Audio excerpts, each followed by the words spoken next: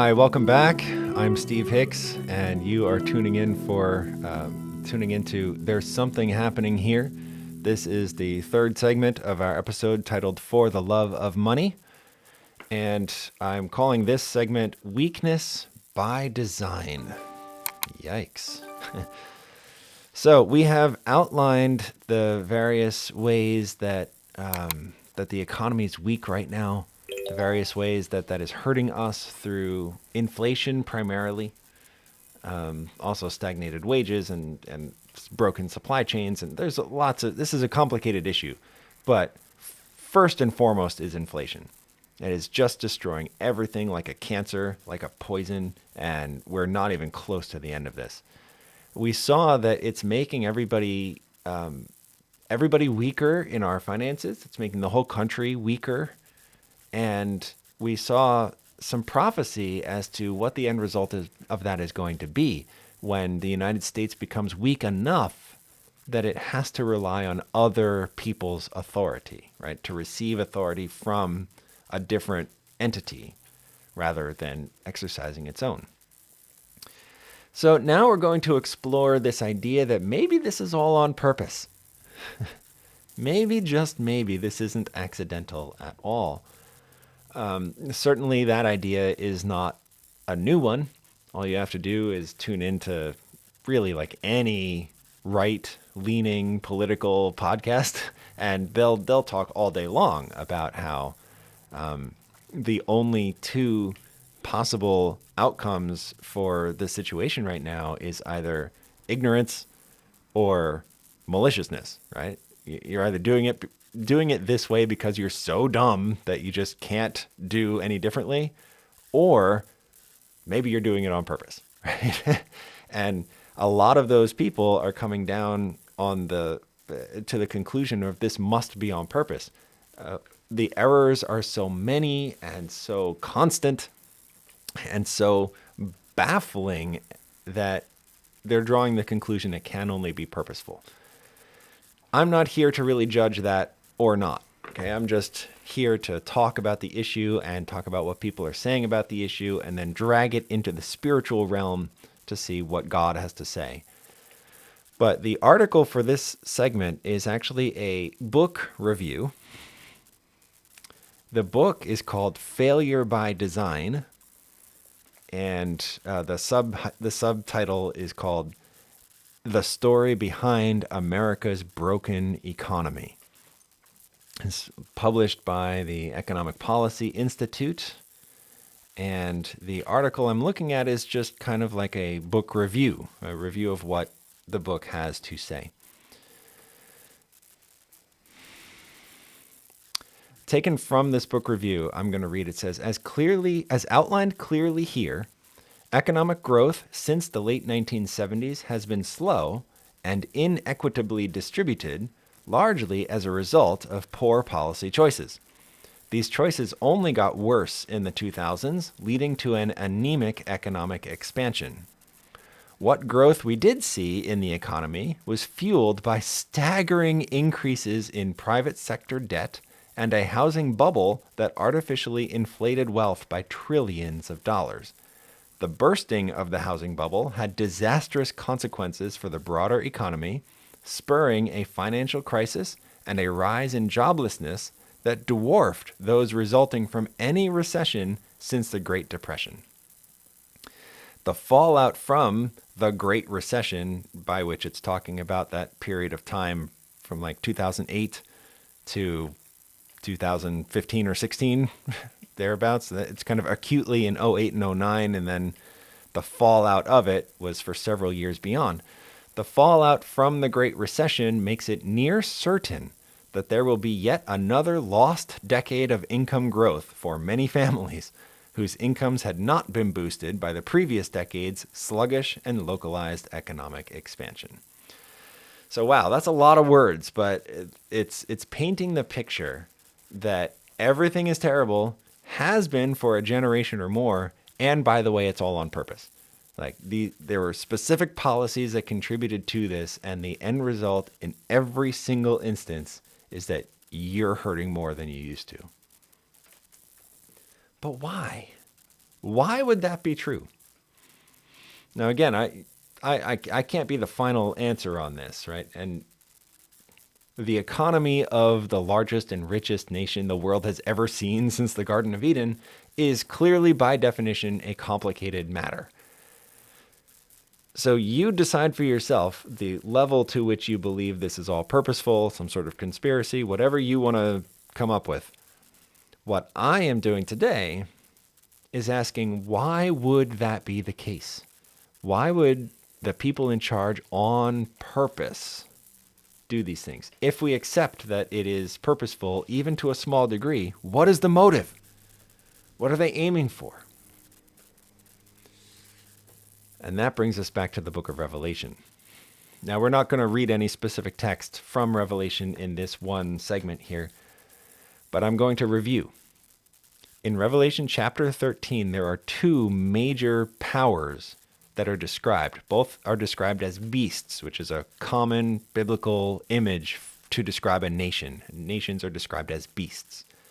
So in the first half of the chapter, verses 1 through 10, we're describing a seven-headed beast that rises up out of the sea and has components from three different animals: a leopard, a bear, and a lion. We are told also it is the dragon, or the devil, that gives power to that beast. So it's clearly not a good guy.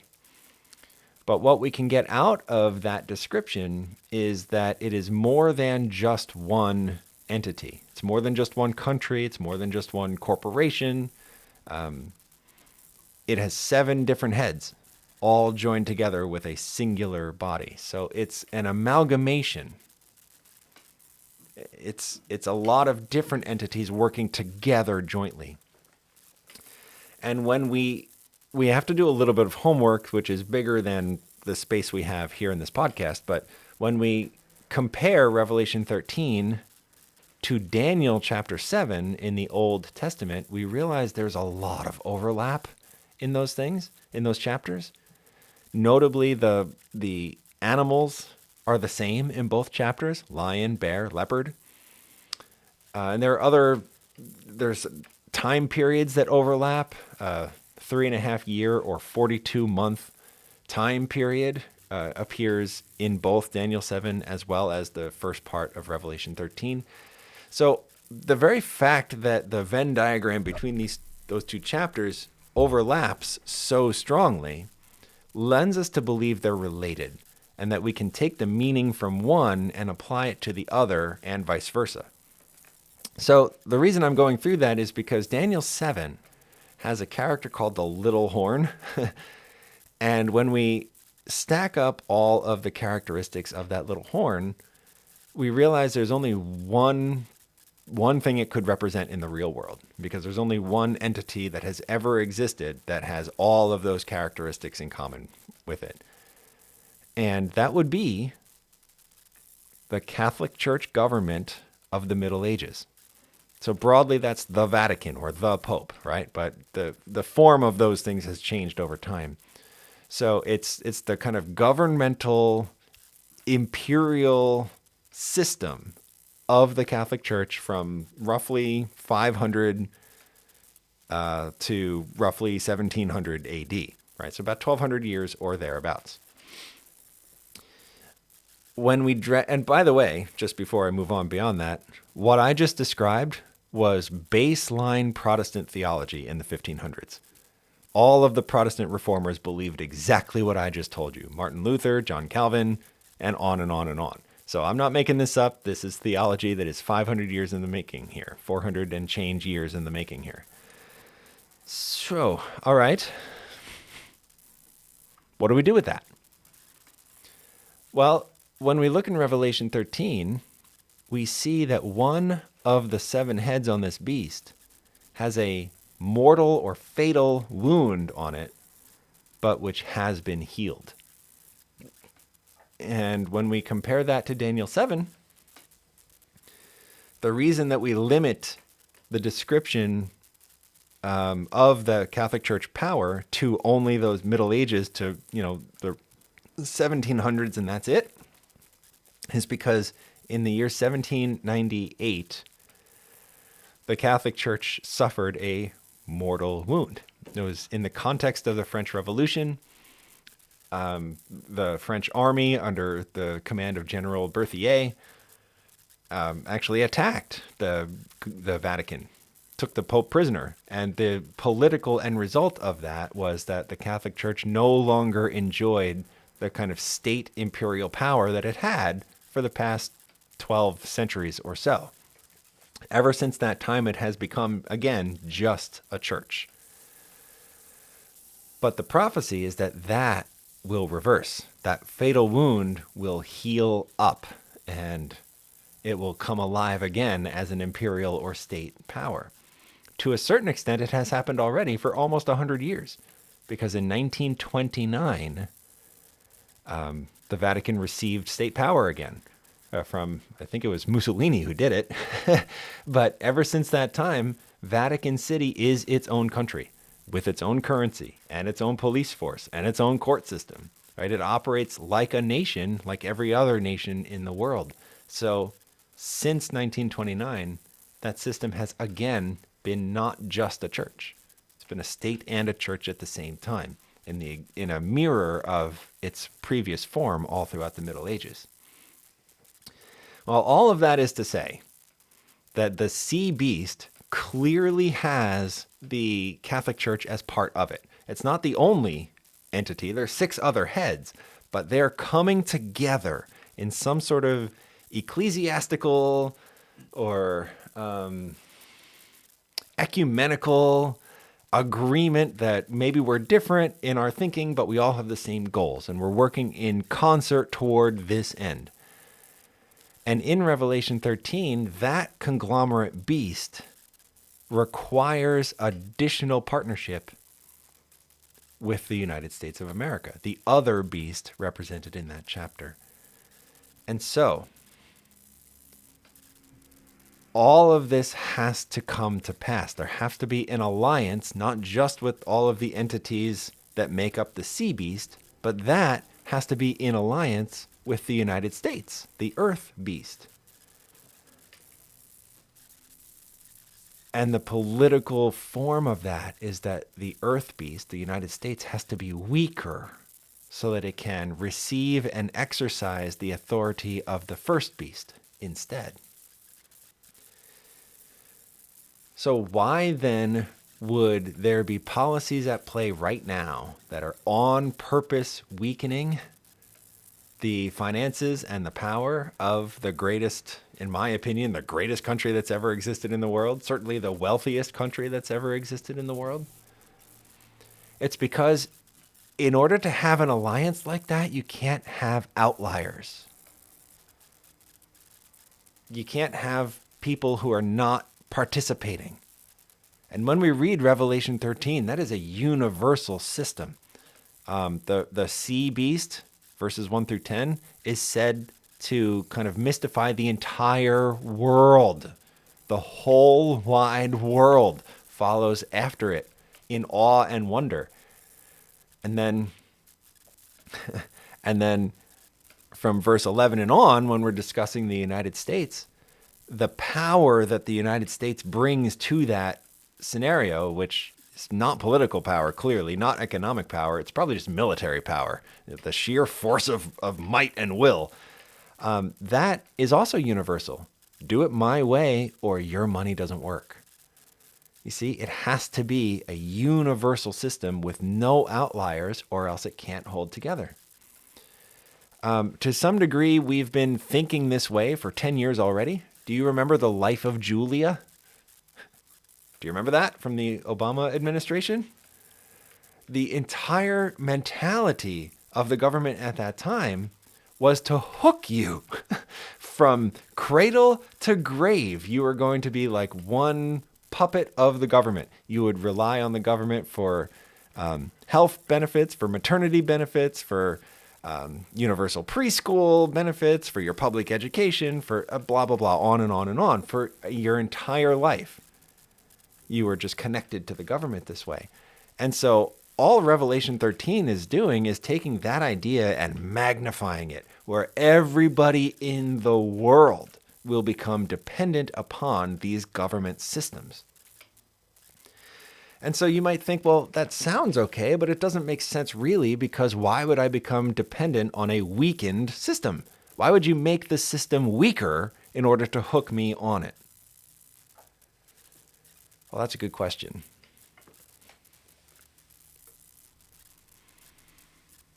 But it's easy to explain. When you look at the corrupt financial regimes of the past, and notably just the 20th century. So the worst regimes of the 20th century, the Hitler's Third Reich German regime, the Russian Soviet regime, the Cuban regime, right? The Venezuelan regime, all of these governments that are kind of broadly and loosely socialist governments, right? But they kind of take their politics in the form of the economics that they are utilizing. All of them have one thing in common, which is that the people, the proletariat, so to speak, they don't have very much. And always under the guise of, the greater good, right? We all share so that we can all whatever, right? Socialism has lots of different ways that it gets sold. But the people generally don't have a lot of money. But the elites do. One of the best ways to become rich is to be in charge of a socialist system. Because what those systems do is they take from everybody underneath you and they funnel it up to the centralized government. So if you are in charge of the centralized government, it gets funneled all the way up to you.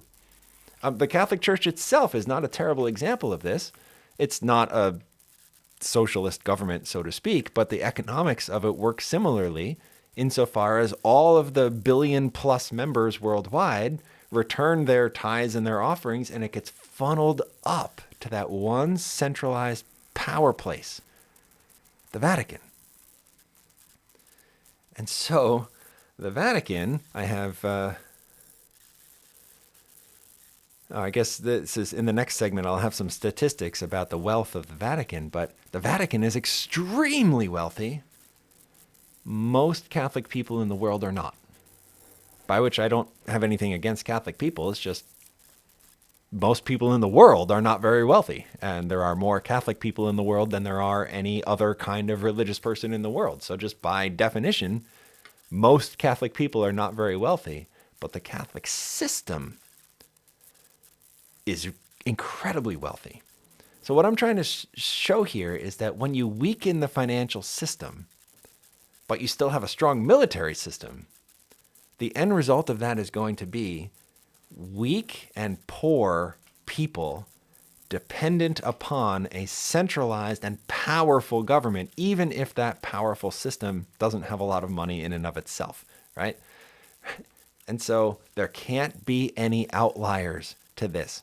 You have to weaken the people enough so that they have no recourse except to buy into and participate in the system. So our scripture for today is going to be the one I mentioned in the first segment, 1 Timothy chapter 6, verse 10. It reads very simply, "For the love of money is a root of all kinds of evil, for which some have strayed from the faith in their greediness, and pierced themselves through with many sorrows."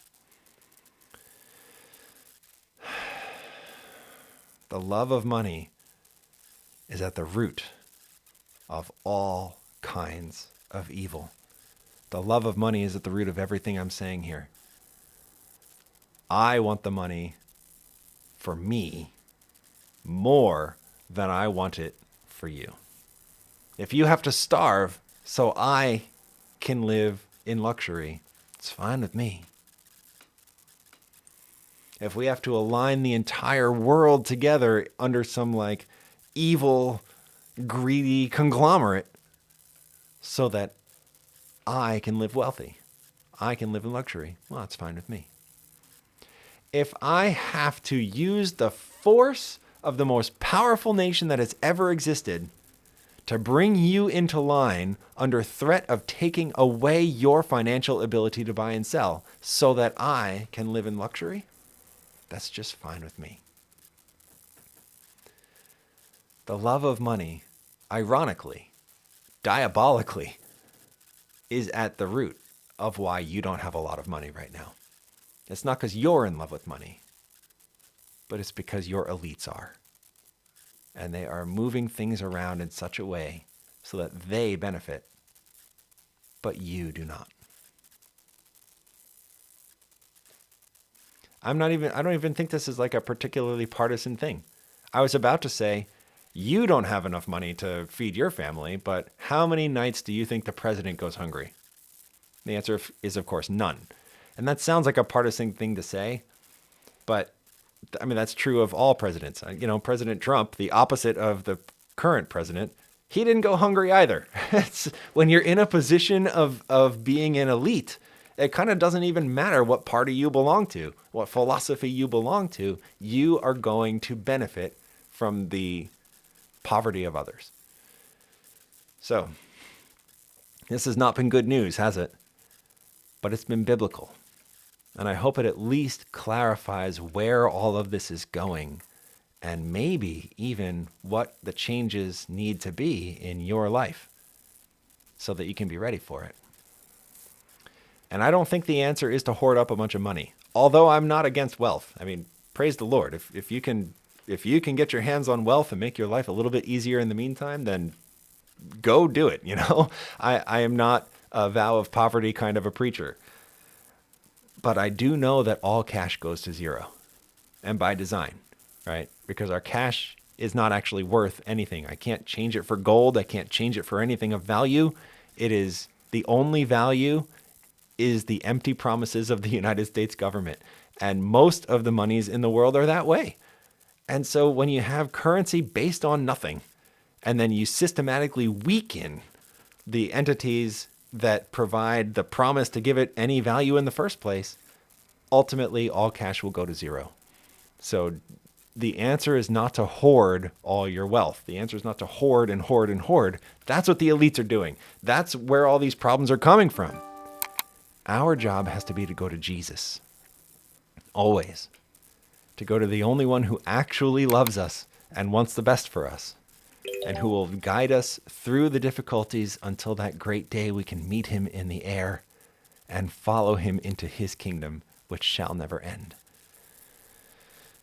In the meantime, if you can get your hands on some money so you can live in a little bit of ease while you're waiting, then again, I have no problem with that. But whether you do that or not, regardless of what your situation is, your stuff will go to zero, but Christ never will. So that's the answer. And I hope that you can join us again. We're not done talking about this very important topic of money. So make sure you're subscribed if you're not already. And I look forward to seeing you again in our next segment where we talk about all of this further. May God bless you.